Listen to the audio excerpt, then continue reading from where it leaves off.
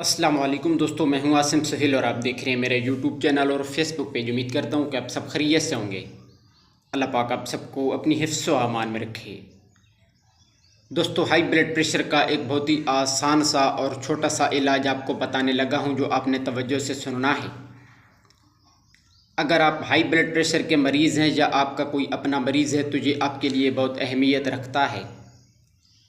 ये दो चीज़ें हैं, एक खुश्क धनिया 50 ग्राम और काली मिर्च भी 50 ग्राम लेनी है। अब इन दोनों को अलग अलग पीस कर आपस में मिक्स कर लें और आधा चम्मच सुबह और शाम खाने के बाद पानी से ले लेना है। ये बहुत ही आजमूदा है, इससे आप हाई ब्लड प्रेशर को कंट्रोल कर सकते हैं।